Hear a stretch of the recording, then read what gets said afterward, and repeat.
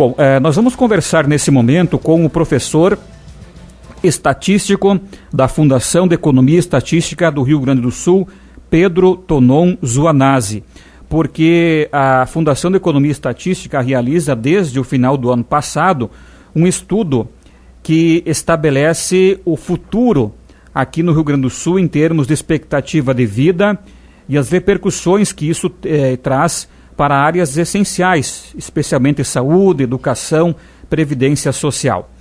E um estudo mostra que até 2025 a população do estado deve diminuir, a população vai ficar mais velha, menos nascimentos, enfim, é um estudo bastante completo e vai repercutir também aqui para Ijuí, para a região do nosso dia a dia. Professor Pedro Tonon Zuanazzi, no geral, o que esse estudo já apurou sobre expectativa de vida no Rio Grande do Sul? Esse foi um estudo que nós fizemos na Fundação, que projeta a demografia do Rio Grande do Sul para as próximas décadas, né? E aí nós temos alguns fatores que estão ocorrendo e que devem continuar ocorrendo. Um deles é o aumento da expectativa de vida, como você citou agora. A expectativa de vida do Rio Grande do Sul era muito menor nas décadas de 40, 50, 60, ela vem progredindo por todo esse período. Isso tem aumentado bastante o nosso número de idosos, nosso contingente de idosos. Mas, ao mesmo tempo, está ocorrendo outros fatores, como, por exemplo, a queda da taxa de fecundidade. A taxa de fecundidade do Rio Grande do Sul vem diminuindo, né, e ela já é, desde o ano 2000, abaixo de 2. E esse, além da expectativa de vida, que é um fator que vem influenciando bastante as nossas mudanças demográficas, a taxa de fecundidade abaixo de 2, e eu vou explicar para o ouvinte agora o que isso significa, é um fator que vem impactando ainda mais que o aumento da expectativa de vida. O que quer dizer a taxa de fecundidade abaixo de 2? Taxa de fecundidade é quantos filhos se espera que uma mulher tenha ao longo de todo o seu período reprodutivo. Ou seja, se um casal, um homem e uma mulher, tiverem 2 filhos, eles vão estar se repondo, né? Na verdade, a taxa de reposição, que se diz da população, é 2,1, a taxa de fecundidade é igual a 2,1. Por quê? Porque algumas pessoas morrem antes de chegar no seu período reprodutivo.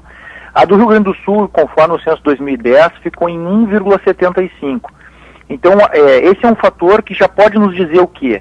Principalmente por causa dessa baixa taxa de fecundidade, a gente já pode dizer que a população do Rio Grande do Sul, a menos que haja uma mudança, as pessoas voltem a ter mais filhos, mas a população do Rio Grande do Sul, daqui a um tempo, irá começar a decair, né? Esse é um fator. Nós projetamos essa taxa de fecundidade, conforme alguns cenários, se baseando em regiões do mundo que já passaram por isso, por essa transformação demográfica, como, por exemplo, principalmente a Europa, né? Então, a gente projeta essa queda da taxa de fecundidade por mais um tempo, a gente projeta o aumento da expectativa de vida que vem ocorrendo e deve continuar ocorrendo, né? E projetando tudo isso, e também a migração do Rio Grande do Sul, que é historicamente negativa, embora pouco negativa, mas é um pouco negativa sim, a gente consegue chegar ao quê? Que a população do Rio Grande do Sul, que era de 10,69 milhões em 2010, deve atingir um ápice por volta de 2025, em 11,07 milhões, então a gente deve começar a perder população. Por exemplo, para 2050, nós estamos projetando uma população de 9,71 milhões de habitantes. Esse é o estudo, né, João? Uhum. Certo. Bom, quando se fala em aumento da expectativa de vida, professor Pedro, qual é hoje a expectativa de vida do gaúcho e o quanto pode chegar nos próximos anos? A expectativa de vida, por exemplo, só para ressaltar, é bem diferente para homens e mulheres, né? Sim. A expectativa de vida de homens, que era lá em 2000, era de 69 anos, 69,1, bateu agora em 2010 71,2, né? E a gente trabalha com um limite, tem estudos internacionais que botam como um limite de 81,6 para a expectativa de vida de homens. O que quer dizer um limite de 81,6? Não quer dizer que um homem não possa viver mais do que 81,6 anos, né? Mas é que, em média, um país desenvolvido, quando chegar na sua plenitude, os homens, em média, vão viver 81,6 anos. Esse é o limite que se trabalha, tá? E para as mulheres, o valor já é bem maior. Atualmente, em 2010, estava em 78,9, pegando de novo o número de homens. 71,2 para homens em 2010, 78,9 para mulheres, né? Então tem mais de 7 anos aí de diferença, as mulheres vivem mais. E o limite também, a expectativa de vida limite que se trabalha para as mulheres também é maior. Enquanto a de homens era 81,6, a de mulheres é 87,2. Aumenta bastante. Claro, mas... a questão, isso, essa expectativa então aí, professor Pedro, que o senhor comenta, hoje, por exemplo, o homem, expectativa do Rio Grande do Sul, média de vida 71,2 anos, mulheres 78,9, é isso? Isso. Bom, e para lá em 2025, por exemplo, isso vai aumentar? Vai aumentar, nós estamos projetando, por exemplo, para homem, que é de 71,2, lá em 2025, nós estamos projetando aqui, até posso pegar o número exato aqui, né, da nossa projeção. Deixa eu ver aqui, eu não estou aqui com, agora estou acessando só o gráfico aqui, que esse número exato não tem na mão, mas vai ficar ali em torno de 75 anos para 2025 para homens. Sim. Ou seja, vai aumentar de 71,2 para 75. E o de mulheres vai ficar em torno de 81,5, 82. Então, vejam que já vai aumentar também de 78,9 para 81, 82. Então, a gente projeta assim essa continuação do aumento, né? E é interessante, João, só salientar o que toda essa combinação de alta expectativa de vida com baixa taxa de fecundidade causa, né? Porque não só nós vamos começar a ter uma diminuição populacional ali em torno de 2025, como também o nosso contingente de idosos deve ser cada vez maior, cada vez mais nós vamos ter pessoas com idade superior a 60, 65 anos, né? E o nosso contingente de jovens deve ser cada vez menor. Então esse é um ponto interessante, porque como as pessoas estão tendo menos filhos, diminui a base de jovens na população. E aí tem o que isso vai impactar? Impacta em vários setores da sociedade. Por exemplo, educação. Né? No passado, década de 70, 80, qualquer discurso político sempre era que nós tínhamos que abrir escolas. Mas daqui a pouco agora chegou a hora de melhorar a qualidade das escolas, sem dúvida, isso aí não se questiona. Mas aquilo de oferta de escolas, exceto alguns casos pontuais, mais para o interior, onde é difícil atingir as pessoas, aí são casos especiais, mas em questão de número de escolas, daqui a pouco não vai mais ser a questão, porque está diminuindo a quantidade de jovens. Por exemplo, o aumento do número de idosos, questão como saúde, né? O aumento do número de idosos se impacta no aumento da demanda por saúde. E aí a gente pega quantidade de hospitais, quantidade de leitos, que não vem aumentando no Rio Grande do Sul, e quando vem é muito pouco. Tá? E, por exemplo, setor como previdência, né? Então nós temos assim, aumentando muito o número de idosos, né? Logo, vamos considerar que também o número de aposentados, né? Aumenta o número de aposentados, e aquela população jovem que deveria substituir os trabalhadores que estão se aposentando, quando chegam na idade de trabalhar, eles estão num menor contingente. Então nós vamos ter cada vez menos gente trabalhando para sustentar a previdência, os aposentados. Só que o que acontece? O dinheiro que é pago para os aposentados hoje, no nosso INSS, por exemplo, o dinheiro que é pago para os aposentados hoje não é o dinheiro que eles guardaram lá atrás, que eles geraram lá atrás. É um dinheiro que aquele dinheiro que eles geraram lá atrás sustentou os aposentados da época.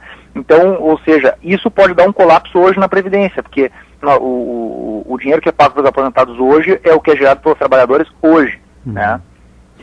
Tanto é esse ponto importante, professor Pedro, porque inclusive aqui em Juiz nós temos uma gerência regional do INSS, que abrange mais de 100 municípios, e a colocação é, mais ou menos, hoje a Previdência arrecada 30% do que paga. Mais ou menos, e aí tem que vir o dinheiro de algum lugar para pagar todos esses aposentados e tudo mais, né? E isso tende a essa diferença aumentar cada vez mais, então. Sem dúvida, porque se vai ter menos pessoas em idade de trabalhar... Contribuindo logo. Menos pessoas em idade de trabalhar dá para a gente inferir que é menos pessoas contribuindo. Então, se tem menos pessoas contribuindo e mais aposentados, né, essa diferença aumenta mais ainda, né? Exatamente. Bom, uma outra questão, o senhor comentou, essa questão da queda da taxa de nascimentos, não é, que vem acontecendo. Hoje está a taxa em 1,75 nascimentos, né? Essa taxa é a taxa de fecundidade, isso é o número de filhos que as mulheres têm em média ao longo do seu período reprodutivo. Isso vai chegar a quanto no futuro? Nós trabalhamos com 3 cenários, tá, para a queda da taxa de fecundidade, porque essa é mais difícil. Porque, por exemplo, se nós pegarmos os países da Europa que passaram por essa taxa de fecundidade abaixo de 2, lá na década de 70, eles apresentaram comportamentos diferentes. Hoje, por exemplo, países como Rússia atingiram valores lá próximos a 1,2, né, que é muito baixo. Já subiu um pouquinho a Rússia, né, mas atingiram valores muito baixos. Outros não, já estabilizaram ali por volta de 1,5 e já subiram, já estão voltando para 2. Então a gente trabalha com 3 cenários, né? Um cenário que a gente está estabilizando essa taxa de fecundidade como atingindo lá no horizonte 1,5 filhos por mulher, um outro cenário de 1,4 e um outro de 1,3. Nós estamos trabalhando com esses 3 cenários.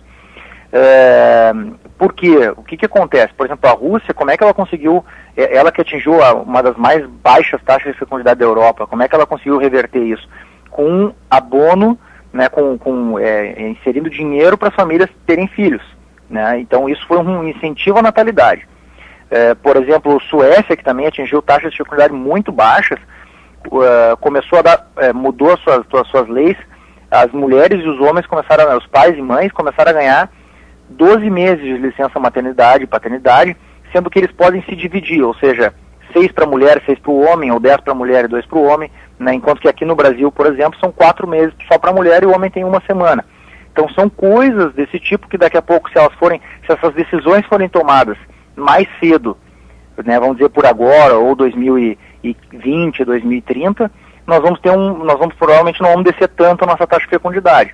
Se essas decisões forem tomadas mais tarde, lá por 2050, 2060, aí pode ser que a gente atinja, por exemplo, se comporte mais como a Rússia, por exemplo.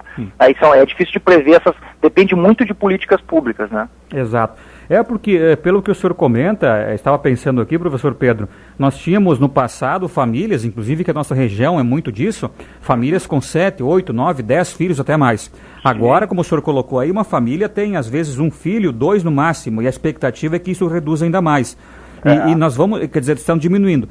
E vamos chegar a um período, então, que de repente aí, se continuar assim, chegar como Suécia e Rússia, de ter que incentivar as famílias a ter filhos, porque, como o senhor comentou, é uma bola de neve. Vai, por exemplo, aumentar os idosos, diminuir os jovens para contribuir para a previdência, para o trabalho. Então, quer dizer, é uma reversão que pode acontecer. É algo que é interessante, porque a gente olha quando a Europa passou por isso na década de 70, que nós estamos passando agora, eles não tinham ninguém para se basear, né? Não tinham ninguém para olhar e dizer, nós vamos passar por aquilo que eles passaram. Não, eles foram os primeiros. Mas agora nós estamos passando por o que a Europa passou na década de 70. E os países da Europa tomaram decisões diferentes. Mas quase todos fizeram campanhas de incentivo à natalidade. Mas o que eu chamo de campanha de incentivo? Por exemplo, aumento da licença maternidade, paternidade, ou abono financeiro, né? Então são vários tipos de incentivos que podem ser dados.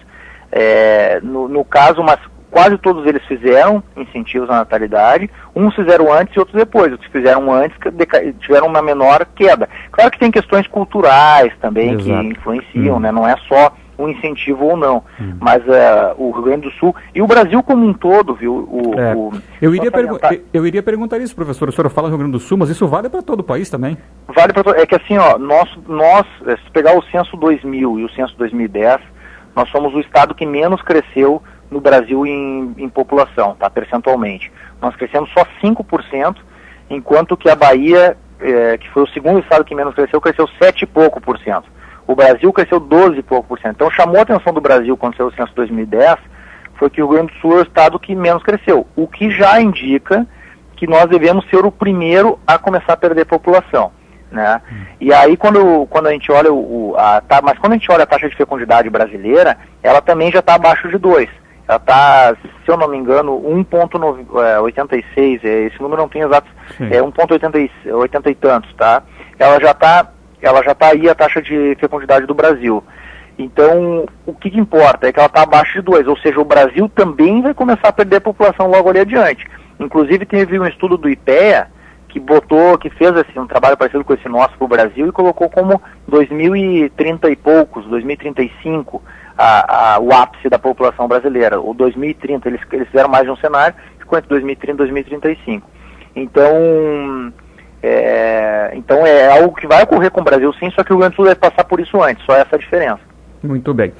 Muito bem, professor Pedro Tonon Zuanazzi, muito interessante suas colocações. É claro que esses detalhes a gente não pode numa entrevista trazer todos aqui, mas esse panorama geral que o senhor trouxe muito bem já dá para ter uma ideia de como será, inclusive, que a nossa região no futuro deve se concretizar esses números, essas questões que o senhor colocou. Ficaremos à disposição, professor, muito obrigado e parabéns pelo trabalho. Tá bom, obrigado, João, um abraço para ti e para os ouvintes. Professor Pedro Tonon Zuanazzi.